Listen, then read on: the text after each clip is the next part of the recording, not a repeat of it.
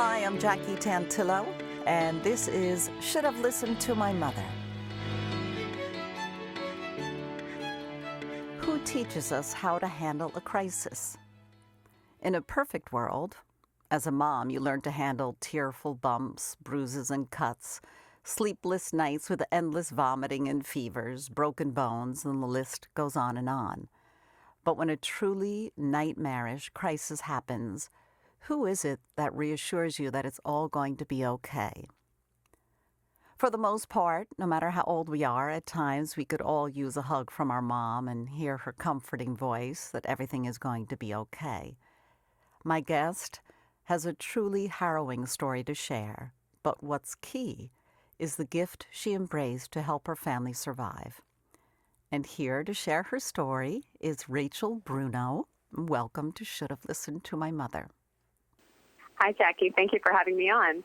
Rachel is a wife and a mom of 2 boys. She's got a bachelor's degree in communications and an MBA from Pepperdine University in California. I'm curious, did the MBA come before or after 2015? Before. Before. Okay. So your life has pretty much changed, I would imagine. You seem to have had an awakening, per se, and we're going to get into the story of what happened to you and your family. But I always like to begin to know who the conversation will be about, your mother. Can you tell us what your mom's name is? Yes, my mom is Teresa. Teresa. Yes. Okay, and what is your family background, your heritage? What is your lineage? Are you European? No, we are from Brazil. I was born in Brazil. And you've been in the U.S. for how long? I came here when I was 3 years old. So I've been here for about 35. That's nice. So you're okay. You're Yeah. safe in the U.S. That's a huge thing. We always took that for granted, didn't we? Yes. And faith has a lot to do with this story. And I love how in your notes that I read while doing some research that you rebelled quite a bit against the faith as a teen. Can you tell us what that was like growing up? Well, just to backtrack a little bit, my father died when I was 9 months old, and we were in Brazil. My father was a doctor. He was the sole breadwinner. So my mom became a widow and single mother at the age of 28. My dad was also a pastor, and due to him being a pastor, when he passed away, a church here in America asked my mom if she would want to come to the United States. And that's ultimately how we ended up here when I was 3 years old. Wow, that's a huge undertaking. Did she bring any family members with Nothing. you? My mom didn't speak English. My mom had a high school education. My mom knew absolutely nothing. Wow. That's a lot. That's scary. Yeah. It is very scary. But, again, I never saw my mom's face waver once. Why she came with me in her arms, and we moved in with an American family. And to this day, really, we just laugh about all the adventures we had those first 2 years we were here. I bet. In hindsight, it's always so easy to laugh, right? Yes. I guess we should all keep that perspective when we're going through tough times. Did you have a relationship with your maternal grandmother, or did they come to the States with you? No, they never moved to the States. But they were obviously very strong women in my life. I would say especially my paternal grandmother, who is the one who lost her son, right, my father. And again, never seen my grandma's face waver once. Right, my grandma would look at me with just these eyes, pure love. And she would always tell me how much I reminded her of my father. That's so hard. It is. But she loved me, right, unconditionally through her pain, right? She loved me. And she would joyfully tell me all the stories about my father and how I reminded her of him. You're growing up here in the States. I guess you're learning English from your encounters with this family that was hosting you, and you're moving on and you're becoming a teenager in the U.S., and faith didn't really seem that crucial to you, correct? Correct. I just mentioned being compared to my dad, and as a teenager, I think the devil's lies started getting in my head, and that little voice would often tell me, they don't really love you for you. They love you because you're your dad's daughter. Oh, right? no. And they love. Really? You really thought that? Yes. Okay. I felt that, and, it was big shoes to fill. My dad was a doctor. My dad was a pastor. He started a church, and I was the only heir, so to speak. And no siblings to this day, half siblings? Yep, no siblings to this day. What was your mom, Teresa's, philosophy in getting you through this tough period? Yeah, my mom, I call her the queen of tough love. Oh, one of those. Yes. Okay. Did it I work? was very strong-willed, right? I was strong-willed. I didn't want to listen, right? I wanted to find my own way. And sometimes, as they say in Brazil, you have to break your face in order to find your way. Oh, my gosh. And she would let me. She would let me, but she was always there to pick up the pieces when I did. Right. How serious were you? How serious or rambunctious a rebellion were you? Were you sneaking out of the house at night, or were you? It was mostly against her, like her authority. Yeah. Right? If she would tell me I couldn't do something, oh yeah? Well, let me show you, I will do it. And she never remarried? She remarried when I was 15 years old. And the relationship with your stepfather, good or? Yes, he was very good for that time, exactly because me and my mom were at each other's throats. So he was kind of the buffer between us.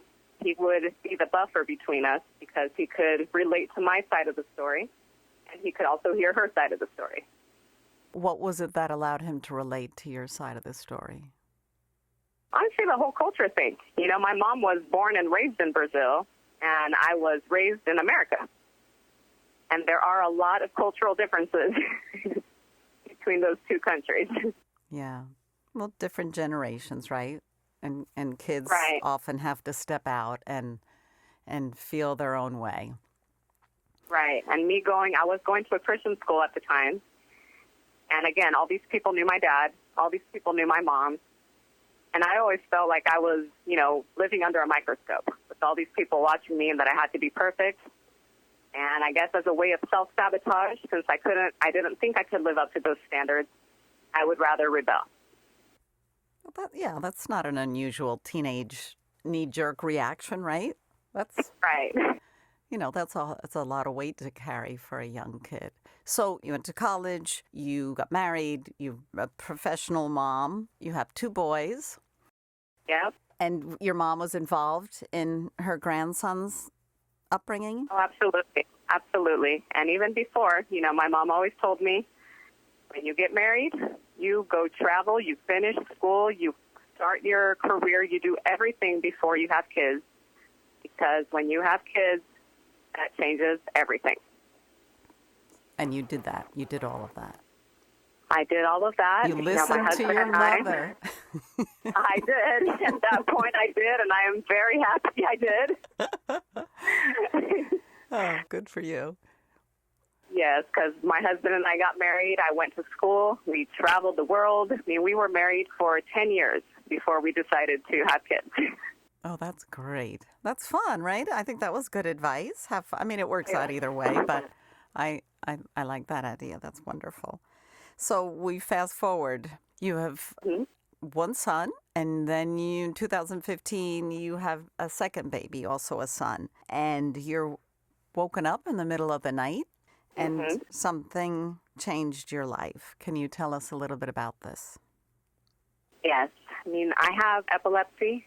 I have seizures, and one of the main triggers to my seizures are sleep deprivation or interrupted sleep. So all you moms out there know that if you have a newborn, you ain't sleeping. So I had a nanny take care of my son during the night shift. And this particular day, I woke up to him screaming at about 4 o'clock in the morning. And I looked at my clock. I figured she was feeding him or changing his diaper. The crying kept coming and going, until I finally got up. I went into the room and asked her, if anything happened. And she just showed me the empty bottle and told me, I just fed him. He's really gassy. And I thought to myself, okay, fair enough. Babies get gassy, right? This wasn't my first time around. So at that point, I tell her, he's not settling down. I'm already awake. So, why don't you just go home early and I'll take it from here. So I did. I unswaddled him. She took his clothes off, see if there were any rashes, see if his nose was runny, was there any leakage from the ears. Anything you can think of, right, when taking care of a newborn. And there were no signs, no physical signs of anything. So I just laid him down on my chest, gave him skin to skin, and he falls asleep on me. So I said, okay, you just wanted your mommy. And 4 hours later, he wakes up screaming again. I'm like, oh, okay, last feeding, right, 3 hours ago, you're hungry. I tried to nurse him, and he would not latch for some reason. Never had any issues before. So I thought that was a little strange, but my thought was kind of jaded because she told me he was gassy. So I'm thinking colic, nursing strike, something to that nature. 6 hours later, nonstop crying, no napping, no feeding. It was miserable. I don't know what was wrong with him. I called my mom. And I'm like, Mom, please come here.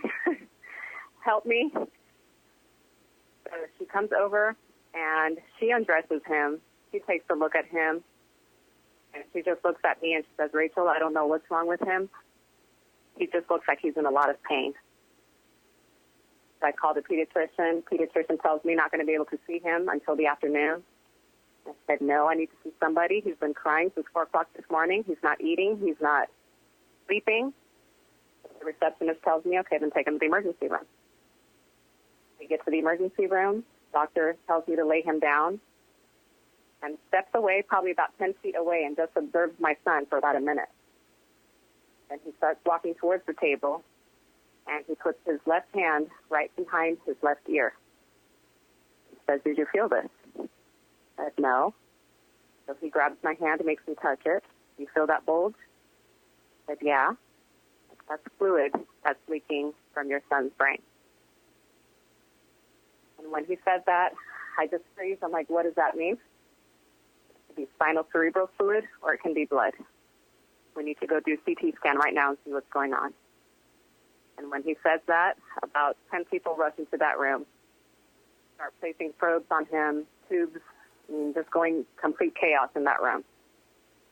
Meantime, my mom is sitting on the chair with my 20-month-old son at the time, David, and we're both just looking at each other like, what has happened?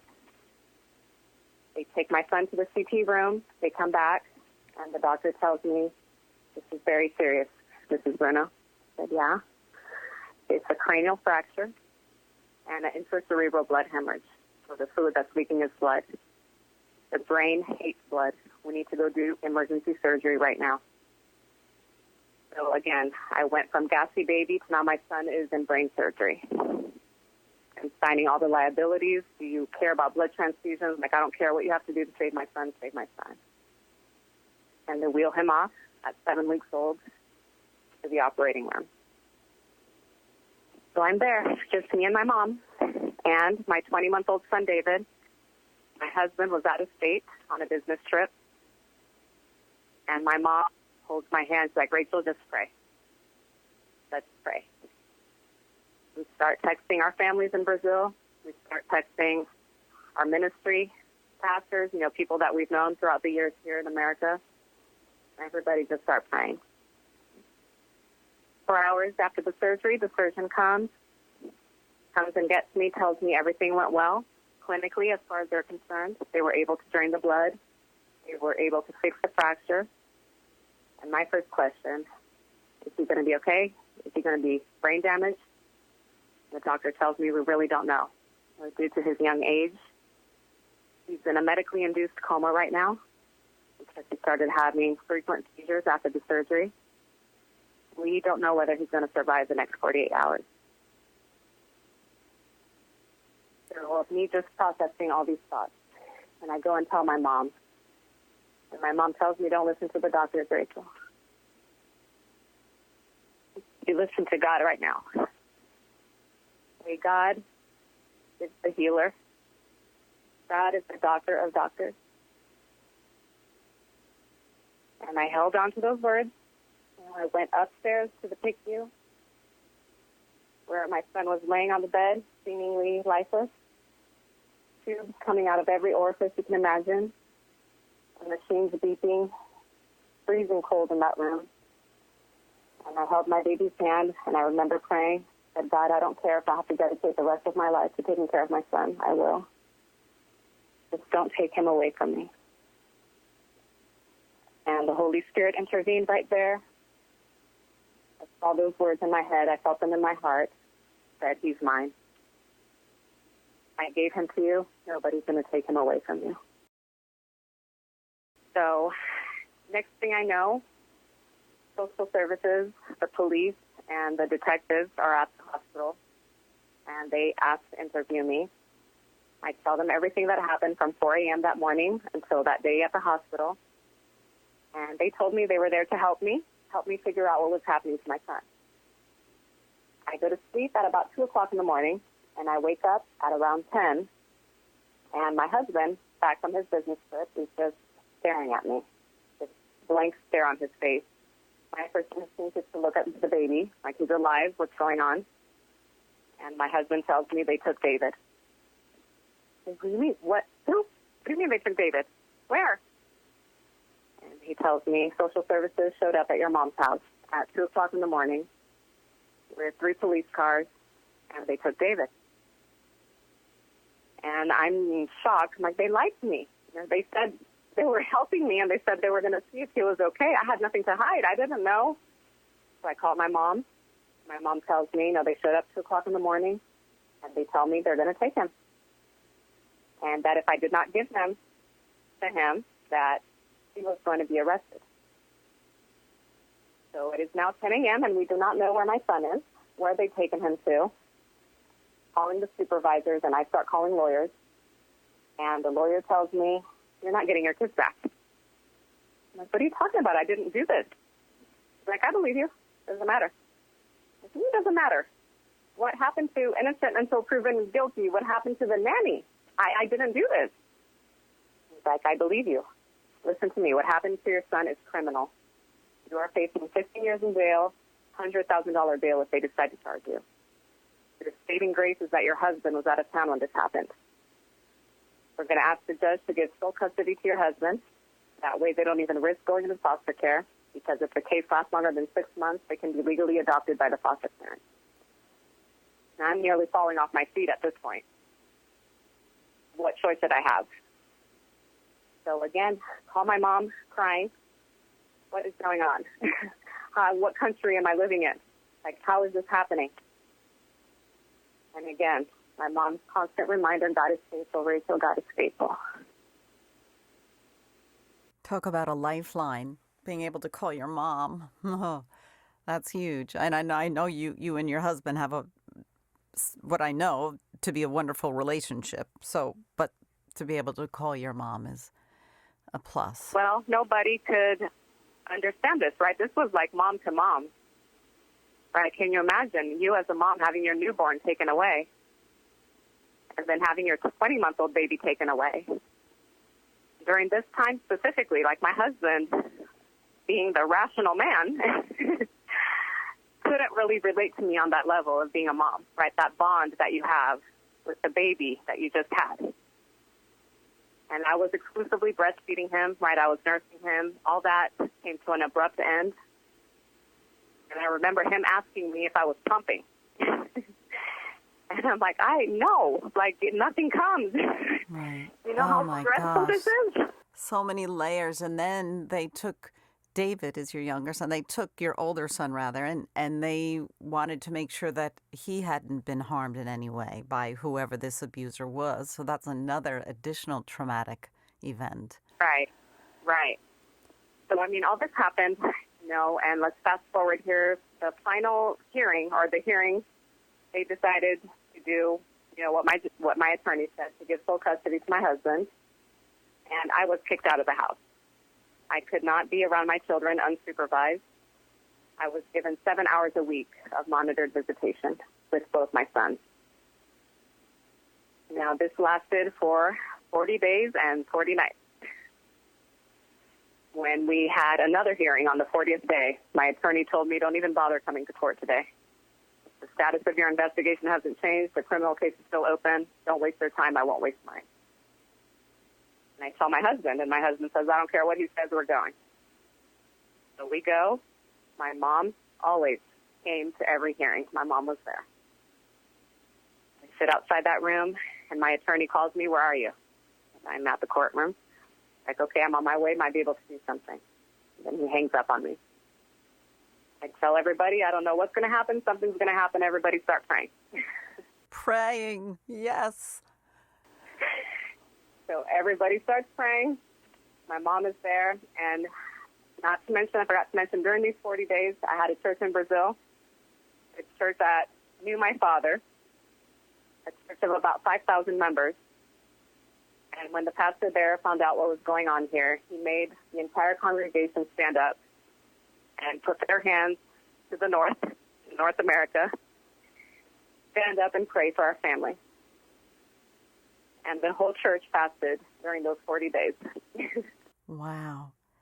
That's so impressive. Yeah. They loved you, and they loved your mom, and they loved your dad. Your dad was a part of this process as well. Absolutely. As part now, looking back at that teenager and looking at myself now, it was very humbling to think, how blessed I was. And I did grow up with this family where my father was beloved as a pastor. My grandpa was beloved as a pastor. My mom never wavered from her faith despite not having my dad around. And had I not had that foundation, I don't know how I would have survived what happened to me in this courtroom. So your mom, other than standing by your side and saying, continually praying, were there other words or actions that you can see, sense, and feel her to this day of her being a rock for you? Well, when they took my son away, they released him to her. She was a public school teacher, and she was already fingerprinted. And, again, mom to mom at this point. She would hold my son. She would carry my son. She would take him to her house. And I knew, at least I had that comfort, knowing that my son was with my mom and that he was going to be loved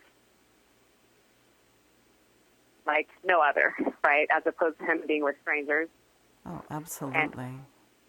And I mean, thank God for my mom. And another miracle from God, thank God that she was a public school teacher and that she was able to get him. Yeah, we haven't even been able to talk about that either. I love teachers, and teachers are so important. And yeah, it seems like it was all just part of the plan, I guess. It was. It certainly, all the little stones were lined up to make that path in the right direction. Yes. So at that 40th day, right, my attorney said, if he went into the courtroom and he came out and he said, sign this, initial this, sign this, initial this, just back and forth, bringing papers back and forth, back and forth. I had no idea what I was signing, what I was initialing. I was just trusting God at this point. 4 hours later, he comes back with a stack of papers, about 700 pages, and he tells me, if you're willing to sign this the way it's written today, they will let you go home. Now, at that point, if they told me to cut off my leg, I would have done it. Right? I just wanted to be home with my family. Children, yeah. Yes. So I signed the papers, and he told me, I've been doing this for 23 years. I have never seen them let anybody go home before trial.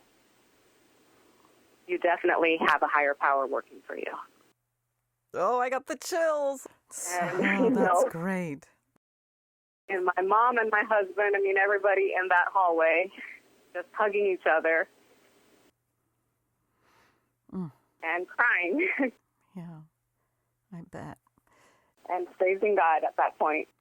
And you have become an advocate. Yes. Because of this, right? You have seen Yes. the wherewithal in helping others. In helping others. And again, I go back to my childhood. My mom was a single mom.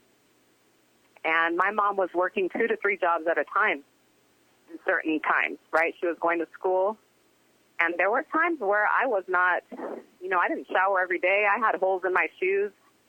I sometimes had to eat at the neighbor's house, right? And there were so many flashbacks in my life where I think of, oh my God, at any time, like social services could have called this neglect,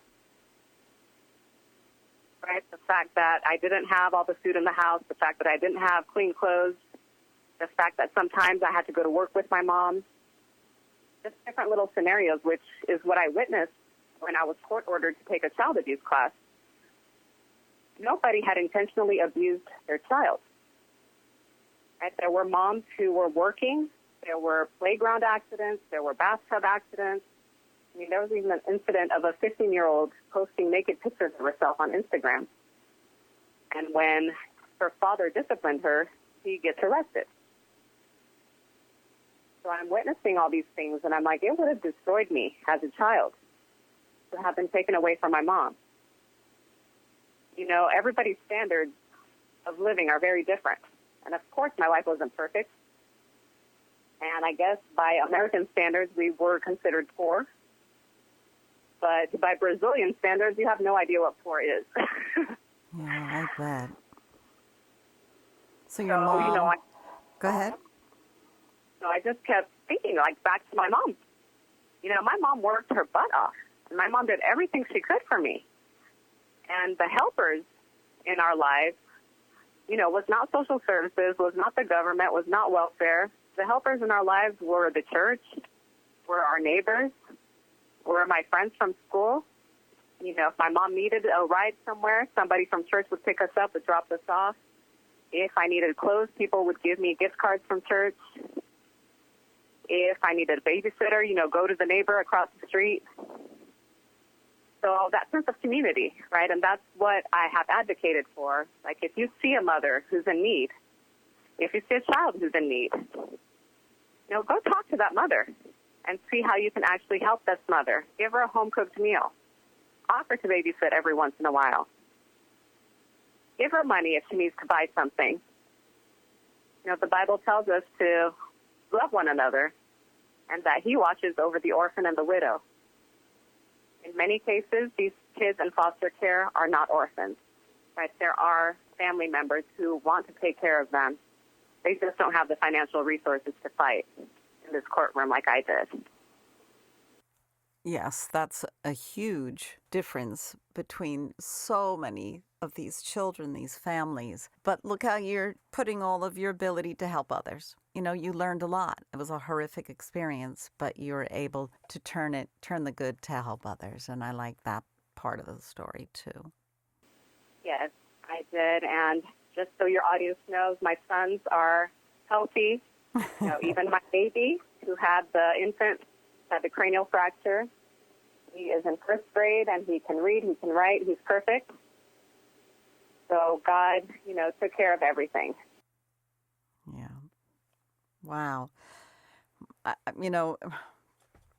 Part of me would love to be so jubilant and happy that this has a happy ending, but the undertones of it are horrific that it could happen. And yet Child Protective Services, their job is to protect children, but they really got this one wrong.